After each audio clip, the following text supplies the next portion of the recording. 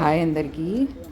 ఈరోజు fish curry చేద్దామని ఒక నిర్ణయానికి వచ్చి నేనును ఒక సిస్టర్ ఒక ఆవిడ కలిసి ఇద్దరం కలిసి మేఘాద్రిగడ్డ రిజర్వాయర్ తాలూకా మార్కెట్కి వెళ్ళామండి. చాలా కొంచెం దూరం, పెనగాడి దగ్గర, పెనగాడి వెళ్ళే రోడ్లో ఒక ఈ డ్యామ్ చేపలు మాత్రమే అమ్మే ఒక మార్కెట్ ఉందన్నమాట.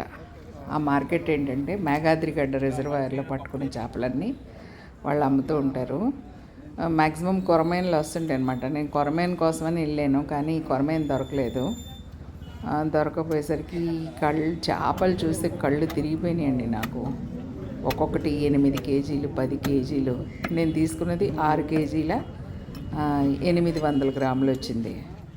అంత ఎక్కువ ఏం చేసుకుంటాం మనం అని చెప్పి ఎవరో ఇంకొక అతను వాటాకు వచ్చాడనమాట. ఆ షేర్ అతను, మేము ముగ్గురం 3 వాటాలు తీసుకున్నాం. అంటే 6 కేజీలు 800 గ్రాములు వేస్ట్ అంతా పోతుంది కదా. 800 గ్రాముల కేజీ కూడా పోవచ్చు పొట్టలో అంతా తీసేస్తే. మిగతాది 3 షేర్లు వేయించుకున్నాను. అతను ఒక షేర్ వేయించుకున్నాడు, మేము 2 షేర్లు తీసుకున్నాము. 2 షేర్లో ఒక షేర్లో నుంచి చెరుసగం తీసుకున్నాం అనమాట. తను కూడా చిన్న ఫ్యామిలీయే, ఏం చేసుకుంటాం అని చెప్పి మేమిద్దరం ఒక షేర్ని 2 భాగాలు చేసుకున్నాం అనమాట. అట్లా చూసారా, కొడుతూనే ఆవిడ చక్కగా షేర్ వేసేస్తుంది, ఎవరి వాటా వాళ్ళకి వేసేస్తుంది.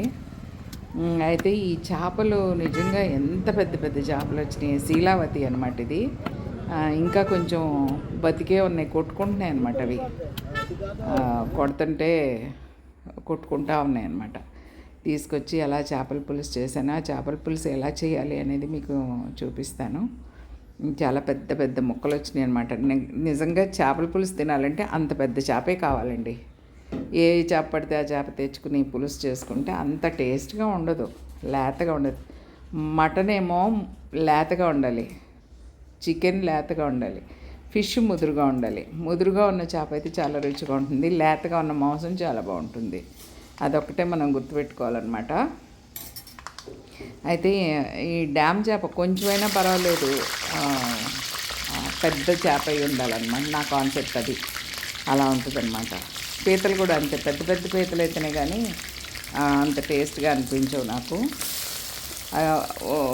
ఆయిల్ పెట్టాను, అందులో మెంతులు వేసాను, చూసారు కదా. మెంతులు వేగిపోయిన తర్వాత పచ్చిమిరపకాయలు వేసాను. ఈ బెండకాయ, వంకాయ అలాంటివి కూడా వేసుకుంటాం, కానీ లేవు ఏమి ఇంట్లో. దోసకాయ అట్లాంటివి ఉన్నాయి, కానీ దోసకాయలు ఇవి ఇందులో బాగోవు. దీనికి ఒక సీక్రెట్ మసాలా, ఇంతకుముందు వీడియోలో కూడా చెప్పాను. ఒక అరచెక్క ఉల్లిపాయ వేసాను, ఒక టమాటా వేసాను పెద్దది. ఎండుమిరపకాయలు కొంచెం శుభ్రంగా కడిగి ఎండుమిరపకాయలు వేసాను. ఎండుమిరపకాయలు నేను కడిగే వేస్తాను కదా, మీకు తెలుసు కదా, పైన పురుగు మందులు ఉంటాయని ఎండుమిరపకాయలు కడిగేస్తాను. ధనియాలు ఒక 1.5 స్పూన్ ఉంటుంది, అది ధనియాలు వేసాను. తర్వాత జీలకర్ర వేస్తాను అందులో. అల్లం ముక్క వేయాలి, అదిగోండి జీరా. అల్లం ముక్క వేయాలి, వెల్లుల్లిపాయలు వేయాలి, కానీ నా దగ్గర అల్లం ముక్క లేదు, జింజర్ గార్లిక్ పేస్ట్ ఉంది. కరివేపాకు కూడా వేసాను కొద్దిగా. జింజర్ గార్లిక్ పేస్ట్ ఉంటే 2 ఏదైనా పర్వాలేదులే అని చెప్పి అదొక 1.5 స్పూన్ వేసాను. అది అంటే అందులో రుబ్బకపోయినా పర్వాలేదు, కానీ మరి అన్నీ కలిపి వేయడం అలవాటు కాబట్టి, విడివిడిగా వేయం కాబట్టి అందులో వేసి మొత్తానికి గ్రైండ్ చేస్తాను అనమాట నేను. కొంచెం ఎందుకైనా మంచిదని ఒక 3-4 వెల్లుల్లిపాయలు కూడా పచ్చివి కొద్దిగా అట్లా వేసాను అన్నమాట. వేసి గ్రైండ్ చేసేసాను దాన్ని. ఇది చేపల పులుసులో కరెక్ట్ మసాలా అండి, మా ఇంట్లో మసాలా ఇది. అయితే ఇందులో లవంగ, చెక్క, ధనియా, గసగసాలు ఇట్లాంటివి వేయకూడదు ఖచ్చితంగా. అది ఇగురు కూర అయితే కనుక ఆ మసాలాల్లో వేసుకుంటాం, మటన్ కర్రీలో వేసుకుంటాం, చికెన్ కర్రీలో వేసుకుంటాం, కానీ పులుసు కూరలో మాత్రం ఇలాగే వేయాలి. ఇలా వేస్తేనే బాగుంటుంది టేస్ట్. నెల్లూరు పులుసు అంటారు, ఏవేవో అంటారు, కానీ అవన్నీ అందులో ఏమేస్తారో నాకు తెలియదు, ఇది ఫ్రాంక్. నేను మాత్రం ఇలా వేస్తాను. ఈ పులుసు తాలూకా మసాలా మా ఇంటి మసాలా అన్నమాట. మేము ఇలాగే వేసుకుంటాం. మా అమ్మమ్మల కాడి నుంచి, మీ నాన్నమ్మల కాడి నుంచి వచ్చిన చేతికారం మసాలా అన్నమాట ఇది. కనుక నిజంగా ప్రౌడ్గా చెప్తాను, ఇది సూపర్గా ఉంటుంది. మీరు ఎవరైనా సరే ట్రై చేసుకోవచ్చు. నా వీడియో చూసి ట్రై చేసిన వాళ్ళు నాకు చెప్పారు, మీ చేపల పులుసు మేము చేసామండి, చాలా బాగా వచ్చిందని కూడా చెప్పున్నారు ఇంతకుముందు. అయితే ఇది నూనెలో వేస్తాం కదా, నూనెలో ఉల్లిపాయలు అవి వేగుతున్నప్పుడు ఈ మసాలా కూడా అందులో వేసి కొంచెం బాగా వేయించాలి. వేయించడం అంటే ఏంటంటే లోపల మసాలాలో తడి వెళ్ళిపోయే వరకు చక్కగా అడుగంటే వరకు వేయించాలన్నమాట. అప్పుడే మనకి చేపల కూర టేస్ట్ బాగుంటుంది. బాగా వేయించాలండి, దగ్గరుండి శ్రద్ధగా వేయించుకోవాలి. వేసేసి అటు ఇటు వెళ్తాను, వాటర్ బాటిల్స్ పట్టేసి వస్తాను, లేకపోతే బట్టలు మడత పెట్టేసి వస్తాను, అట్లాంటివి కుదరవు అనమాట. అక్కడ నుంచుని చక్కగా వేయించాలి. వేయిస్తేనే మనకి మాడిపోవడాలు, తక్కువ ఎక్కువ అవడాలు అట్లాంటివి ఉండవు. అదిగో సాల్ట్ వేసేస్తున్నాను. సాల్ట్ను కొద్దిగా కారం కూడా వేసాను, మామూలు పొడి కారం కూడా వేసాను. అంటే అవి ఒక 6-7 ఎండుమిరపకాయలు వేసాను, కానీ ఆ కారం చాలదు. ఇది కేజీ 300-400 వచ్చిందండి అంతా పోగా మన వాటాకి. అంతకి ఆ 4-5 ఎండుమిరపకాయలు ఏం సరిపోతాయి అనుకుని పైన కొంచెం కారం కూడా వేసాను. చిన్న పొరపాటు జరిగింది వీడియో ఏమైందంటే, నేను నా పాటికి నేను పని చేసేసుకుంటున్నాను, కెమెరా కొద్దిగా కదిలినట్టుంది. నేను అది గమనించుకోకుండా నా పని నేను చేసేసుకున్నాను. అందుకని కొద్దిగా వీడియో సైడ్ అయింది, క్షమించండి. నిజంగా చాలా బాధపడుతున్నాను వీడియో సరిగా రాలేదేమోనని. కానీ నేను చేసిన వర్క్ అంతా కనిపిస్తుంది కొద్దిగా. అది నేను వర్క్లో పడితే ఏమవుతుందంటే, నా పని నేను చూసుకుంటాను. కెమెరా బాగా వస్తుందా లేదా, నేను పడాలి లేకపోతే నా చేతులు పడాలి అట్లా అనుకోకుండా ముందు వర్క్ బాగా, అది పులుసు బాగా కుదురుతుందా లేదా, నేను బాగా చేస్తున్నాను లేదా, వంట మీద కాన్సన్ట్రేషన్ ఉంటుంది అనమాట. అందుకని వీడియో అప్పుడప్పుడు మిస్ అవుతూ ఉంటుంది. నిజంగా నేను చాలా బాధపడతాను ఆ విషయం. వంట చేయడంతో పాటు వీడియో తీయడం కూడా కరెక్ట్గా రావాలి కదా. నేను అప్పుడప్పుడు ఫెయిల్ అవుతున్నాను ఈ విషయంలో. అదిగోండి చేప ముక్కలు వేస్తున్నాను ఇప్పుడు.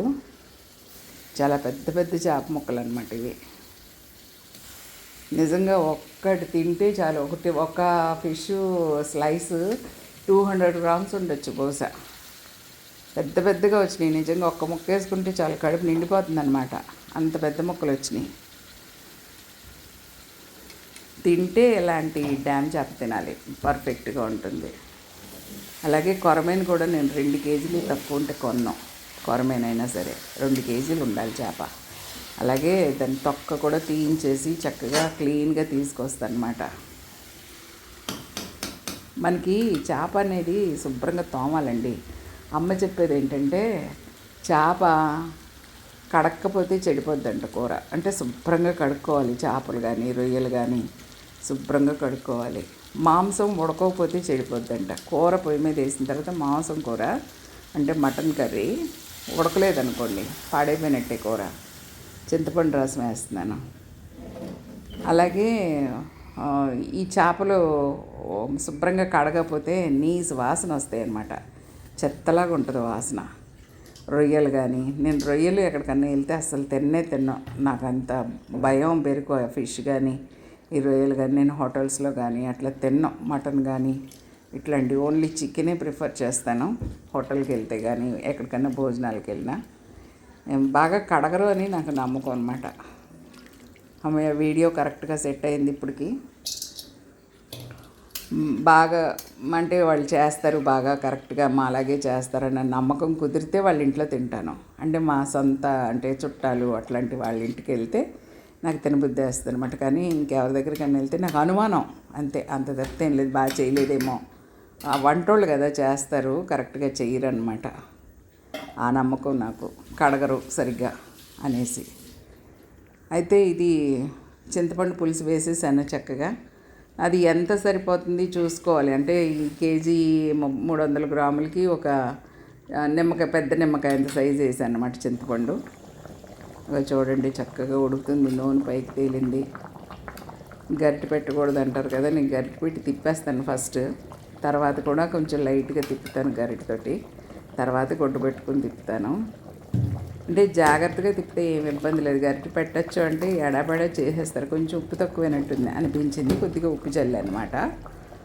ఉప్పు జల్లి కొద్దిగా కొత్తిమీర అవన్నీ జల్లుతున్నాను చక్కగా దగ్గరుండి. అదిగోండి కొత్తిమీర జల్లాను. అది ఉడికినంతసేపు దాని వంక చూస్తూ కూర్చున్నాను అనమాట. బాగా వస్తుందా రావట్లేదా పులుసు అని చెప్పేసి. అది కొంచెం గరిటె పెట్టే తిప్పుతున్నాను నేను. అడుగంటుతుందేమోనని అనుమానం అనమాట నాకు. కానీ చేపల పులుసు కొద్దిగా లైట్గా అడుగంటితేనే బాగుంటుందంట. ఎందుకంటే నీరంతా ఎగిరిపోయి ముందు మెయిన్గా ఉండే పులుసు మాత్రం మిగులుతుంది అనమాట. కానీ అప్పుడు పులుసు తినడానికి సరిపోదు, ఎత్తుక్కోవాలి పులుసు కలుపుకోవడానికి. కనుక అడుగంటే దాకా ఉంచకుండా కొంచెం పులుసుగానే, పెద్ద ఫ్యామిలీ అయితే కొంచెం ఎక్కువ పులుసుతో దింపుతాం, చిన్న ఫ్యామిలీ అయితే తక్కువ పులుసుతో దింపుతాం. అది కూడా ఇంతకుముందు వీడియోలో చెప్పాను ఒకసారి.